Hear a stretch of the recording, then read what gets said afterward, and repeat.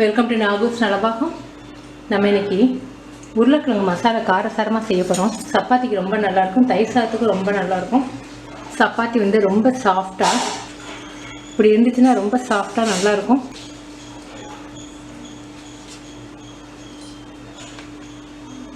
சின்ன உருளைக்கிழங்கு 2 சவுண்டுக்கு குக்கரில் உப்பு போட்டு ஒரு 3/4 பதமாக வேக வச்சு வச்சுருக்கேன்.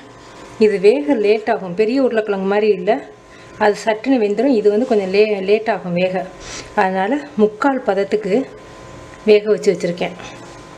இந்த மாதிரி ஹோல்ஸ் போட்டுக்கின்றலாம் எல்லாத்துக்கும்.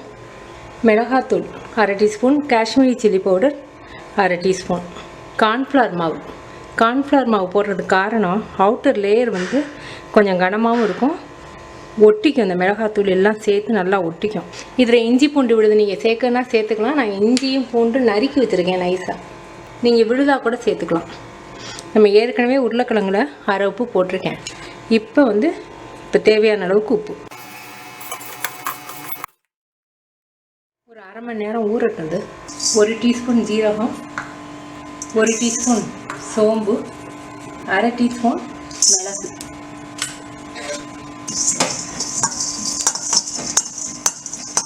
போதும், வாசம் வந்துடுச்சு. இதை மிக்சியில் நைஸாக அரைச்சிடுவோம். இப்போ 2 டேபிள் ஸ்பூன் நல்லெண்ணெய் சேர்த்துருக்கேன். நம்ம வச்சுருக்க மசாலா சேர்த்து வச்சுருக்க உருளைக்கிழங்கு மீடியம் ஃப்ளேமில் வச்சு கொஞ்சம் ரோஸ்ட் பண்ணி எடுத்துக்கிட்டுருவோம்.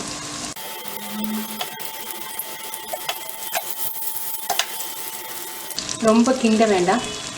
ரொம்ப கிண்டினீங்கன்னா அந்த மசாலையெல்லாம் எண்ணெயில் சேர்ந்துடும்.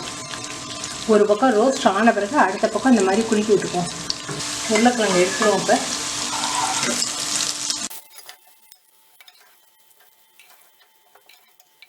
இப்போ அதே எண்ணெயிலேயே இஞ்சி ஒரு 1/2 டீஸ்பூன் அளவுக்கு, பூண்டு ஒரு 6 பல், 1 டீஸ்பூன் அளவுக்கு, வெங்காயம் ஒரு வெங்காயம்,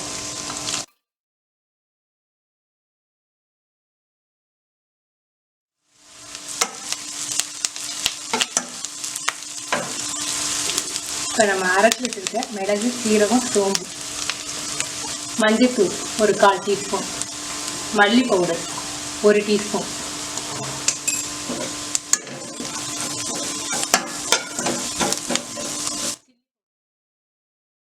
உப்பு வந்து கொஞ்சமாக சேர்த்துக்கிறேன்.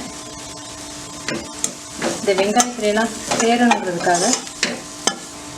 இதில் 1 டீஸ்பூன் அளவுக்கு தயிர். நீங்கள் தயிர் வேண்டாம்னு நினைச்சீங்கன்னா லெமன் ஜூஸ் 1/4 டீஸ்பூன் சேர்த்துக்கலாம்.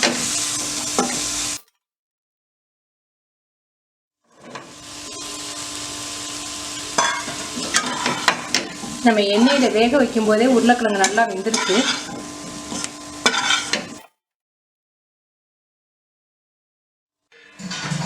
இப்போ மல்லித்தலை, உப்பு உரப்பெல்லாம் கரெக்டாக இருக்குது, ரொம்ப டேஸ்ட்டாக இருக்குது. சப்பாத்திக்கு தயிர் சாதத்துக்குலாம் ரொம்ப நல்லாயிருக்கும்.